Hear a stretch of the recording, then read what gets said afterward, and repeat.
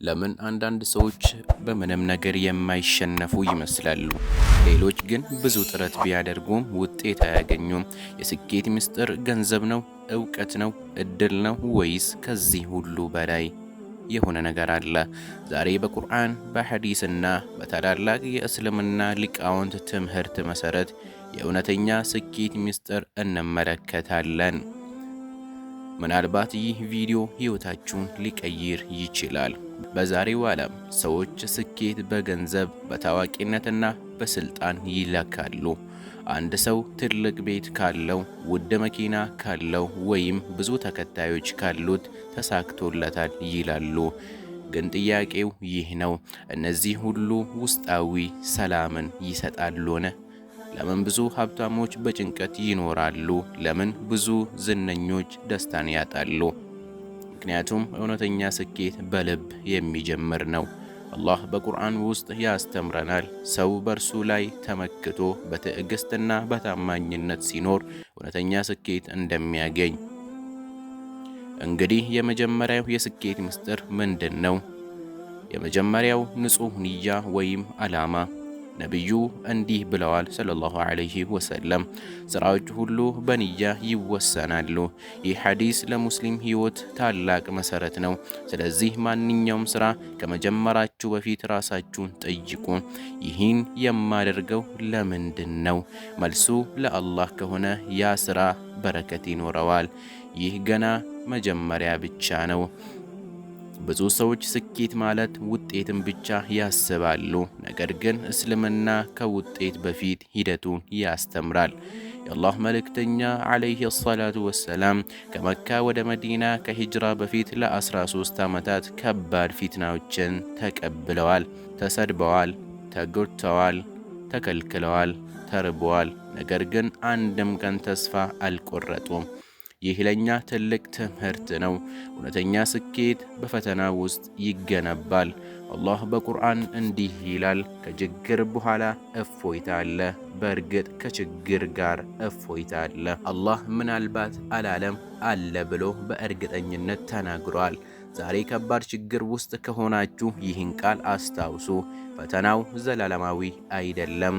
አቡበክር ረዲየላሁ ዐንሁ ሀብታም ነበሩ። ነገር ግን ሀብታቸውን ለእስልምና አወጡ።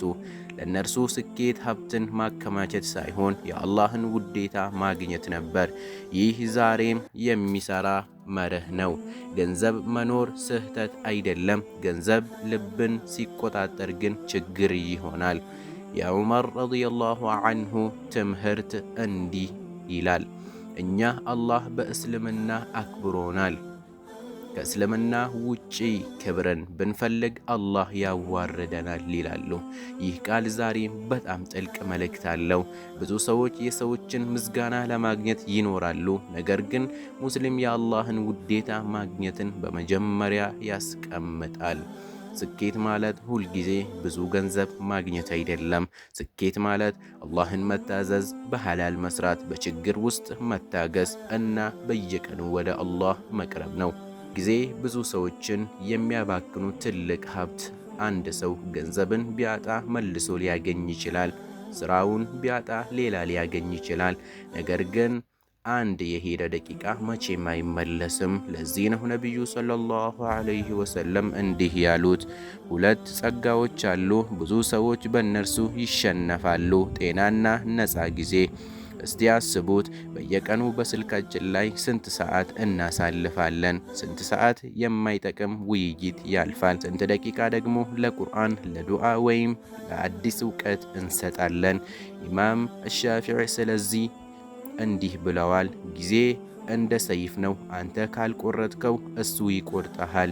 ይህ ቃል ከመቶዎች ዓመታት በፊት ቢነገርም ዛሬ ከመቼም በላይ እውነት ነው። የስኬታማ ሰዎች ልማድ፣ ስኬታማ ሰዎች 24 ሰዓት ብቻ ነው ያላቸው። አንተም 24 ሰዓት አለህ። ልዩነቱ ጊዜያቸውን እንዴት እንደሚጠቀሙበት ነው። ሰሓቦች ቀናቸውን በሰላት፣ በቁርአን፣ በሥራ፣ በቤተሰብና በአላህ መንገድ በመስራት ያሳልፉ ነበር። ሕይወታቸው ሚዛናዊ ነበር። አንድ ቀላል ጥያቄ ዛሬ አላህ ቢጠይቅህ ዛሬ ያለፈውን 24 ሰዓት በምን አሳለፍክ? መልስ ይኖርሃል። ይህ ጥያቄ የስኬት መነሻ ነው። ሰው ራሱን ሲገመግም ሕይወቱ ይለወጣል። እውነተኛ ስኬት በትልቅ ውሳኔ ብቻ አይጀመርም። በእያንዳንዱ ቀን ጊዜያችንን በጥበብ ከመጠቀም ይጀምራል። የስኬት ምስጢር ትልቁ ጠላት ድህነት እንደሆነ ያስባሉ። ሌሎች ደግሞ እድል እንደሌላቸው ይናገራሉ። አንዳንዶች ደግሞ ሌሎችን ይወቅሳሉ፣ ቤተሰቦቻቸውን፣ ማህበረሰቦቻቸውን ወይም ሁኔታቸውን። ግን እስልምና የሚያስተምረን እውነት ከዚህ የተለየ ነው። ከሰው ውስጥ ያሉ 3 ነገራቶች ስኬት ከማንኛውም ውጫዊ ችግር በላይ ሊያጠፉት ይችላሉ። ስንፍና። ነቢዩ ሰለላሁ ዐለይሂ ወሰለም ከስንፍና እንዲጠብቃቸው ይለምኑ ነበር። ይህ ስንፍና ትንሽ ጉዳይ አይደለም። ብዙ ሰዎች ነገ ይጀምራለሁ ይላሉ፣ ነገር ግን ነገ ወደሚቀጥለው ነገ ይሸጋገራል። ሁለተኛው ተስፋ መቁረጥ። ሸይጣን ሰውን በሚያሸንፈው ትልቁ መንገድ ተስፋ መቁረጥ ነው። አንተ አትችልም፣ በጣም ዘገይተሃል፣ ሕይወትህ አይለወጥም። እነዚህ ከአላህ የሚመጡ ድምጾች አይደሉም። አላህ ሁልጊዜ ወደ እርሱ እንድንመለስ ይጠራናል። ማዘግየት። ዛሬ መደረግ የሚችለውን ሥራ ወደ ነገ ማስተላለፍ የብዙ ህልሞች መቃብር ሆኗል። ሰሃቦች መልካም ሥራ ሲያገኙ አያዘገዩም ነበር። እድሉ ሲመጣ ወዲያውኑ ይጠቀሙበት ነበር። ዛሬ የምትወስነው ውሳኔ ምናልባት ይህን ቪዲዮ የምትመለከተው በአጋጣሚ አይደለም። ምናልባት አላህ ዛሬ እንድትነሳ እየጠራህ ነው። ምናልባት ለወራት ወይም ለዓመታት የዘገየኸውን መልካም ሥራ ዛሬ መጀመር አለብህ።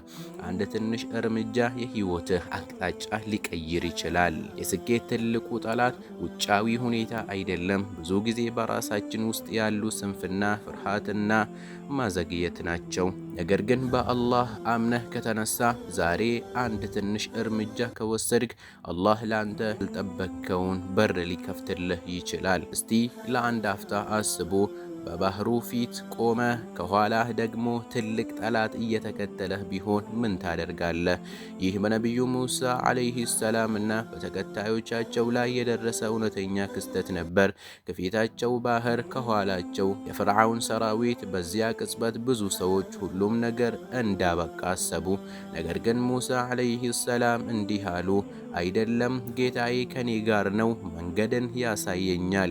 ይህ የተወኩል ትርጉም ነው። ተወኩል ማለት ምንድን ነው? አንዳንዶቹ አላህ ይረዳኛል ብለው ምንም አይሰሩም። ይህ ተወኩል አይደለም። ነቢዩ ሰለላሁ ዐለይሂ ወሰለም አንድ ሰው ግመሉን ሳያስር በአላህ ተመክቻለሁ ባለ ጊዜ መጀመሪያ ግመልህን እሰረው፣ ከዚያም በአላህ ተመካ ብለው አስተማሩት።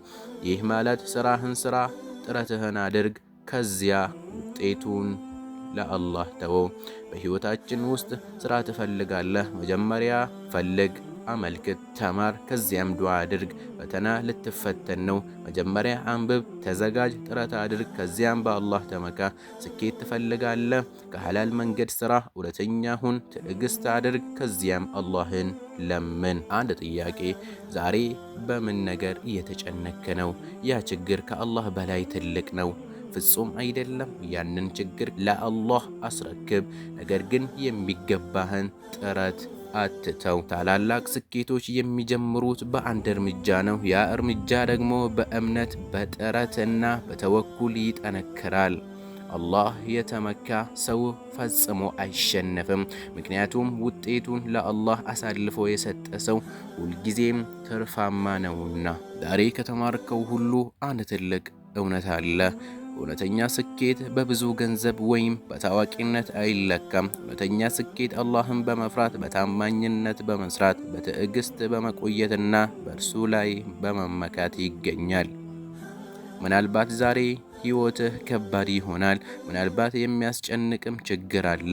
ነገር ግን አስታውሱ፣ አላህ የማይችል ነገር የለም። ወደ እርሱ ተመለሱ፣ ዱዓ አድርጉ፣ ጥረታችሁን ቀጥሉ እና ተስፋ አትቁረጡ። ኢብኑል ቀይም እንደተናገሩት ሰው ከአላህ ጋር ያለውን ግንኙነት ሲያስተካክል፣ አላህ ከሰዎች ጋር ያለውን ግንኙነት ያስተካክልለታል ይላሉ። ስለዚህ ዛሬ አንድ ውሳኔ ይውሰዱ። ከዛሬ ጀምሮ ሰላታችሁን ጠብቁ፣ ቁርአንን በየቀኑ ያንብቡ፣ ሐላልን ይፈልጉ፣ ሰዎችን በመልካም ያስተናግዱ እና በሁሉም ነገር በአላህ ላይ ተመኩ።